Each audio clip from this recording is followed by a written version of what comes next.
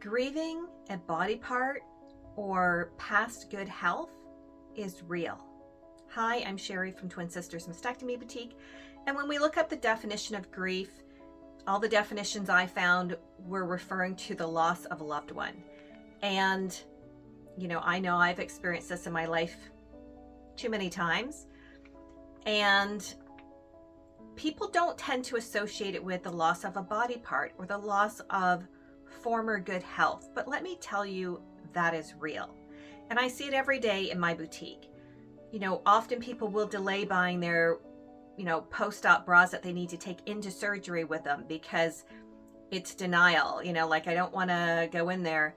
And then once they get their products, they will kind of be taken back and they might cry and they'll say, oh my gosh, it's starting to feel real. Or, when they come in for their first fitting for their breast prosthesis, they'll weep because they are mourning the loss of a body part. And that is absolutely 100% normal. And people tend to apologize. And I'm like, please don't apologize. Now, through my recent loss, I got a little brochure and it just went through the 5 stages of grieving. And it really applies here as well. And so let me just kind of give this to you. So the first stage is denial. And I think we can all relate to that, where we're saying, okay, there was a misdiagnosis. They're going to find that everything's fine. Everything's going to be okay. I'm not really going to have this surgery, or I don't really have this illness. I'm going to be okay. There's something wrong. They got my test results mixed up with somebody else's. And you're just waiting and waiting and waiting. And then, of course, they confirm that it's you. They confirm that the tests are right. And it is devastating. And so then the next stage is anger. And I see this in my boutique all the time. Anger. How did this happen to me? I eat healthy. I exercise. I, use like cleaners that are, very safe. Or, fast food did this to me. Or the chemicals in the environment did this to me. How did this happen to me? I'm careful. My family's careful. What happened to me? Is it, because I moved to this area? People are very angry and they want to place anger someplace. And a lot of people are angry at God, whoever that is to you. Like, how come this happened to me?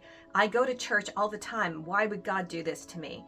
Or, like, it's anger. It's, you've lived your life a certain way and you expect to be cosmically rewarded for being a good person, for taking care of your body. And somehow this is just a huge slap in the face. And then there's bargaining. I've done this. Sorry. Okay, universe, if I promise to go to my place of worship twice as many times, everything will be okay. If I change my ways, if I stop eating fast food, if I work harder at the gym or at my job or with my family, this will go away. Like, tell me what I need to do in the universe to make this go away. I will spend all of my money on a cure. If you just tell me what magic pill I can take and everything will be okay. And of course, that never works. It's a very sad place to be. Then there's depression. Depression because you feel like there's no way out. And that's kind of true for some people. There's no way out. You have to have that mastectomy or a lumpectomy or other part of your body amputated. You know that your new normal health may be changed forever, whether you've had a diagnosis of MS or cancer or something else. It is sinking in that your life has changed forever. You will never be the same person you were. You'll have a lot of the same qualities and characters, but you will always be changed forever. And that can be a really dark place.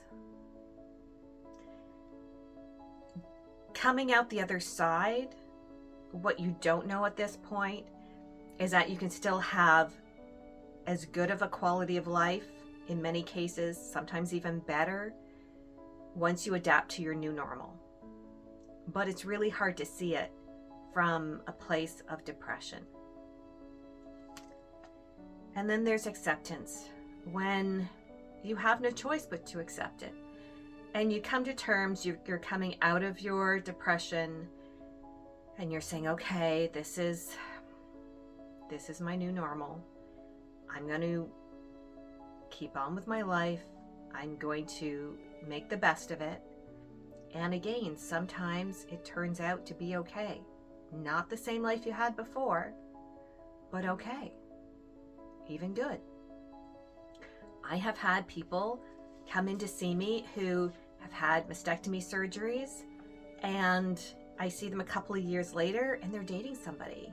And then I see them a couple of years later and they're married. And I see them a couple of years later and they have kids. Or people who, have had their surgeries as, older adults, and then they come in and they tell me they've had grandchildren or wonderful things going on in their life. But it is normal to grieve a body part. It is normal to grieve the health status you no longer have. And people are apologetic for that. They think that, oh, well, I shouldn't be upset about it. Why am I crying? How vain am I? No, it's not vain. It's the loss of something you knew and identified with. And it's okay to go through that grieving process. And there's no time limit. Nobody should be saying to you, well, it's been 6 months, get over it. Excuse me? No, you take the time you need. As I'm grieving the loss of my own personal loved one, I know there's no time limit. I have moments where I forget that life is different, and I'm thinking about, oh, I have to do this for them. And it's just a millisecond, but so much information flashes through your brain.